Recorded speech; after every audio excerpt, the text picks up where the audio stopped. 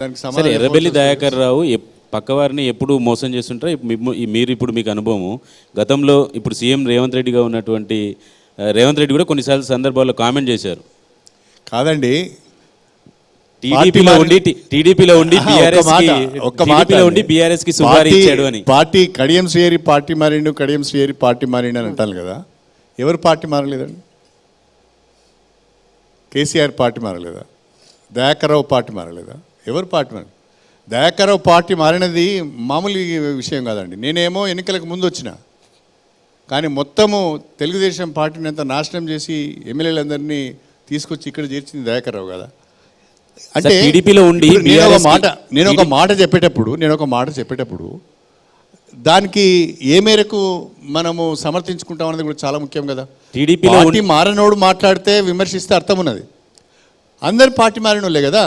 రాజయ్య మారే, అరుణ్ రమేష్ మారే, దయాకర్ రావు మారే, కేసీఆర్ మారే, ఇక మారనోడు ఎవడండి దీంట్లో? టీడీపీలో ఉండి ఎర్రబెల్లి దయాకర్ రావు బీఆర్ఎస్కి అక్కడ ఏం జరుగుతుంది, అక్కడ ఎవరు ఆపరేషన్ చేస్తున్నారు ఏంటి అనే వివరాలు చెప్పారని చెప్తారు. అప్పుడప్పుడు రేవంత్ రెడ్డి చెప్తుంటారు. అది నిజమేనా సార్?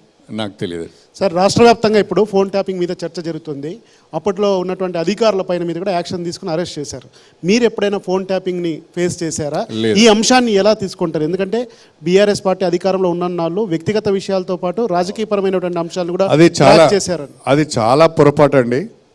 ఫోన్ ట్యాపింగ్ అనేది చట్టానికి వ్యతిరేకమైన విషయం. వ్యక్తిగత జీవితాల్లోకి తొంగి చూడడం ఇంకా నేరం. అది ఎవరు చేసినా దానికి ఎవరు బాధ్యులైనా తప్పకుండా. బీఆర్ఎస్ లో మీరు ఉన్నారు కాబట్టి చేశారా లేదా అన్న దాని మీద మీరు చేరిన కాంగ్రెస్ లీడర్లు దాని మీద డైలీ ఒక సబ్జెక్ట్ కాదు. నా మట్టుకు అయితే నా వరకైతే రాలేదండి. ఎందుకంటే వాళ్ళకి తెలుసు వీని దగ్గర ఏం దొరకదని, కాబట్టి నా మట్టుకు అయితే రాలేదండి. ఈయనతో ఎందుకనా సార్? కడియం శ్రీహరి దగ్గర ఏం ఉండదనా? ఈయనతో ఎందుకనా?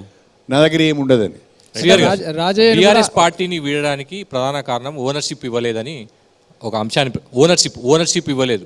బీఆర్ఎస్ పార్టీని వీడడానికి కారణంలో భాగంగా ఒకటి చెప్పారు మీరు, పార్టీ ఓనర్షిప్ ఇవ్వలేదు మాకని. ఇప్పుడు కాంగ్రెస్ పార్టీలో మీకు మెంబర్షిప్ ఇచ్చి ఉంటారు, కానీ ఓనర్షిప్ ఇస్తారని నమ్మకం ఉందా మీకు? కాంగ్రెస్ పార్టీలో ఈ పార్టీని ఆదాన్ని ప్రతి ఒక్కరు చాలా గర్వంగా చెప్పుకొని పనిచేసే ప్రతి ఒక్క కార్యకర్త ఆ ఫీలింగ్ అయితే కనిపిస్తుందండి. కానీ బీఆర్ఎస్లో ఆ పరిస్థితి లేదండి. చెప్పారా ఎప్పుడైనా? చెప్తే వద్దన్నారా? మా పార్టీ అంటే బీఆర్ఎస్ పార్టీ అంటే ఒక మాటలో చెప్పాలంటే అది ఒక లిమిటెడ్ కంపెనీ అండి. ప్రొప్రైటరు ఎవడాలి దాన్ని, ఓనరు ప్రొప్రైటరు అన్ని ఒకరే. అపోజిషన్ లీడర్ గా మీకు ఏమన్నా అప్పుడు ఆఫర్ ఇస్తామని చెప్పారు సార్? ఎందుకంటే కేసీఆర్ గాయపడ్డప్పుడు హాస్పిటల్లో ఉన్నప్పుడు లేదండి, మిమ్మల్ని ముందు పెట్టి నడిపించాలి. నేను ఒక మాట అడిగానండి. ఇప్పుడు కేసీఆర్ గారు లీడర్ ఆఫ్ ఆపోజిషన్గా ఉన్నారు.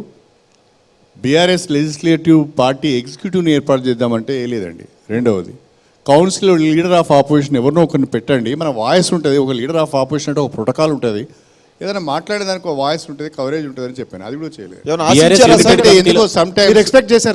పవర్ షేర్ చేయడానికి ఇష్టపడరండి. మీరు ఎక్స్పెక్ట్ చేశారా? పవర్ షేరింగ్ ఒప్పుకోరు. ఒక దళిత